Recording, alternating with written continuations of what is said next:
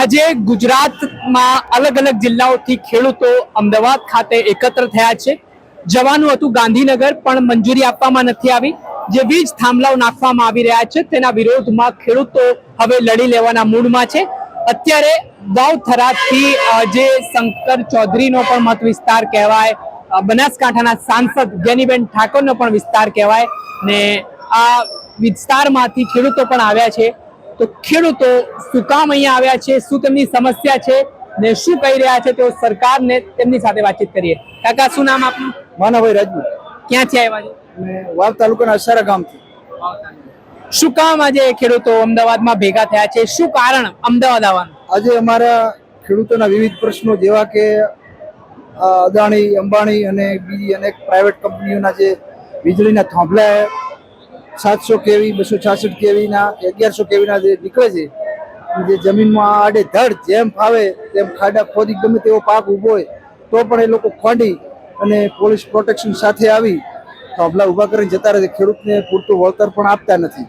બીજા અનેક દવા બિયારણમાં ડુપ્લિકેટ થતું હોય છે. એ પ્રશ્ન પણ સરકારને અમે તમારા માધ્યમથી જણાવીએ છીએ કે તેનો પણ સત્વરે હલ કરવામાં આવે. સૌરાષ્ટ્રનો આ મૂળ સમસ્યા છે કે ભાઈ વીજ થાંભલા ત્યાં નાખવામાં આવી રહ્યા છે. તો ઉત્તર ગુજરાતમાં વાવ, બનાસકાંઠામાં પણ હા હા અમારે પણ વાવ થરાદ જિલ્લામાં પણ રડોસણથી અથવા તો રાઘાનેસડાથી જે એમ કહેવાય છે કે શંકર ચૌધરીની મિલી ભગતથી 4 થી 5 લાઈન નીકળે. હા, એમનો સામેલ છે જે લોકો નેતાઓ. 4 થી 5 લાઈન રાઘાનેસડા અને રડોસણ, હરડવા, અસારાથી છેક પૂર્ણા, વાવથી પૂર્ણા સુધી ખેડૂતો એટલે લડી લેવાના મૂડમાં. હા, ખેડૂતો લડી લેવાના મૂડમાં છીએ. અમો સર્વસ્વ ન્યોછાવર કરી દઈશું પણ થાંભલા નહીં નાખવા દઈએ. હા. શું તમને લાગે છે, શું નુકસાન ભવિષ્યમાં થઈ શકે થાંભલા નખાય તો? ભવિષ્યમાં જે લાઈન નીકળે છે ને ત્યાં નીચે અમારે કોઈ બાગાયત ખેતી ન થઈ શકે, અથવા તો ચોમાસું હોય તો અમારે કોઈ ખેતર બિન ખેતી પણ ન કરી શકાય અને કોઈ બાંધકામ પણ ન કરી શકાય અને અમારી ખેતરની વેલ્યુએશન ઘટી જાય તો બહુ મોટો ફટકો પડે અમને. આ લોકો કેટલી રકમ ચૂકવે છે ને ખેડૂતોની શું માંગ છે, કેટલી રકમ ખેડૂતોને જોઈએ છે? બીજાને તો માહિતી બરોબર નથી મને, પણ અમારા અસારા ગામમાં 37 જેટલા ખેડૂતોને તો આરોપી બનાવી અને થરાદ કલેક્ટર સાહેબ તરફથી નોટિસો આપવામાં આવી. કેમ આરોપી બનાવ્યા? હા, ગુનેગાર બનાવી દીધા ખેડૂતોને. આ ના પાડી એટલે થાંભલા સંમતિ ના આપી. થાંભલા ના આપો તો તમે આરોપી? હા, આરોપી બનાવી દીધા અને કલેક્ટરમાં હજી તારીખો આપે, નોટિસો છે અમારા પાસે. તો તમારા માલિકીની જમીન છે? હા, અમારે માલિકીની જમીનમાં જબરજસ્તી કરવી છે પછી એ લોકોને. પ્રાઇવેટ કંપનીઓ વાળાને જેમ મને ફાવે એમ મામૂલી વળતર આપવું છે. 2-4 જગ્યાએ આપ્યું છે 2 લાખ રૂપિયા. તો 2 લાખથી શું થાય? આપના સાંસદ છે જ્ઞાનીબેન, એમને રજૂઆત સાથ સહકાર. હા, જ્ઞાનીબેન સાથ સહકાર પૂરો. ગુલાબસિંહજી, જ્ઞાનીબેન, તમામ કોંગ્રેસના તમામ આગેવાનો અમારી સાથે છે. ખેડૂત ભાજપના નેતાઓ મગનું નામ મારી પાડતા નથી. ખેડૂતો સાથે કેમ આવું? એ લોકોને મિલી ભગત છે, અથવા તો એ લોકોને ગજવા ભરાવતા હોય તો જ, અથવા તો બીજી કોઈ ટ્રબલ હોઈ શકે. આમ તો સરકારના મંત્રીઓ કહે છે કે અમારી સરકારમાં સારું થયું, કોંગ્રેસની સરકારમાં ખેડૂતોનું શોષણ થયું, ખેડૂતો પર ગોળીઓ ચાલી. તો અત્યારે શું એનાથી પણ બદતર છે. ગાંધીનગર ન જવા દેતા હોય તો ક્યાં પરમિશન આપી એ લોકોએ? ગાંધીનગર જવાની તો ના છે, હોકીન વચ્ચે જ રાખવા છે. અડાલજ પાર્ટીએ અહીંયા ખાસા ટ્રેક્ટરો છે. અહીં છે 2000 થી વધુ ટ્રેક્ટરો આજે આવેલા છે ખેડૂત સમાજમાં. ઓલ ગુજરાતમાંથી આવેલો છે. શોષણ તો આ લોકો કરે છે. કોંગ્રેસ વખતે કંપનીઓ તો ન હતી, અદાણી છે, અંબાણી છે. સરકાર આપણી માય બાપ કહેવાય, પણ સરકાર આ મામલામાં કેમ કઈ બોલવા તૈયાર નથી? સરકારને હવે અમે તમારા માધ્યમથી એ સરકારને કહેવા માંગીએ છીએ કે તમારે સત્વરે આ હલ પ્રશ્ન કરવો જોઈએ. જેમ રાજસ્થાન સરકારે SOP બનાવી 200 ગણું વળતર એ લોકો ખેડૂતોને ચૂકવે છે. અથવા તો એવું છે કે હવે મારા પાસે 5 વીઘા જમીન હોય અને 5 વીઘામાં સળંગ 36 મીટરનો કોરિડોર આવે અને જો તાર નીકળે તો મારે તો આજીવિકા એના ઉપર હોય. એમાં રહેવું, ઢોરોનું પાલન કરવું, તો શું અમારું જીવન નિર્વાહ મુશ્કેલ થઈ જાય. તમને શું લાગે છે? ખેડૂત છો? શું કરો છો? બસ ખેતી કરો. શાની ખેતી? બાજરી છે. તમારા ઉત્તર ગુજરાતમાં ખેતી વધારે કઈ થાય? વધારે જીરું છે. બરાબર. લાગે છે આ ટ્રેક્ટર રેલીથી સરકારને ફરક પડશે? ફરક તો પડશે.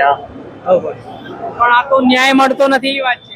ન્યાય તો આવશે ને. 27 માં પાસે તો દેખા દઈએ હવે ખેડૂતો કઈ નવા જૂની કરવાના મૂળમાં છે? કામ તો કરશે જ ને. આ કોઈ એમને એમ તો લાગતું નથી તમને.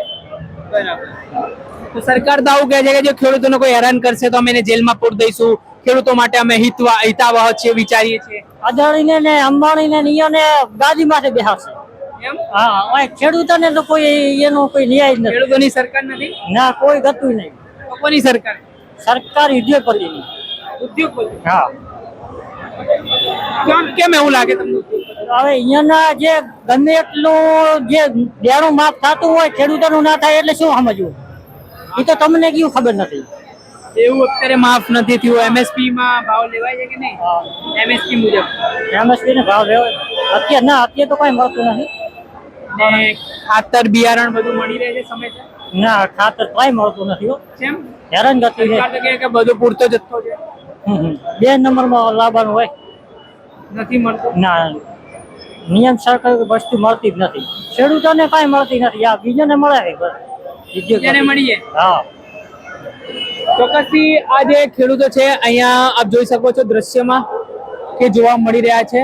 વિરોધ પ્રદર્શન આજે હતું ટ્રેક્ટર રેલી થકી ગાંધીનગર. તેઓ આહવાન કરવાના હતા કે ભાઈ અમારી જે માંગ છે વીજ થાંભલાને લઈને તે માંગ છે તે સંતુષ્ટવામાં આવે, નહીતર આગામી સમયમાં આ વિરોધ છે તે ઉગ્ર સ્વરૂપ ધારણ કરી શકે છે. અને અત્યારે તમામ ટ્રેક્ટરો છે, આપ કેમેરામેનથી વિનંતી કરી છે ટ્રેક્ટર બતાવે કે આ મોરબીથી પછી સુરેન્દ્રનગરથી એટલે જેટલા પણ જિલ્લાઓ વચ્ચે રસ્તામાં આવતા ગયા એ ટ્રેક્ટરો થકી ખેડૂતો પોતાની એકતા બતાવી રહ્યા છે કે આ એકતાથી આપણે સરકારને નમતું ઝુકાવી શકીશું, સરકારને ઘર ભેગા કરી શકીશું. એટલે જ ક્યાંક ને ક્યાંક આ રેલી થકી એક શક્તિ પ્રદર્શન છે તે આજે ખેડૂતો દ્વારા કરવામાં આવ્યું છે. અને બનાસકાંઠાના સાંસદ જ્ઞાનીબેન ઠાકોરના જે મત વિસ્તારના લોકો હતા, તેઓ ખેડૂતો હતા, તેમણે પણ તેમની વેદના વ્યક્ત કરી છે.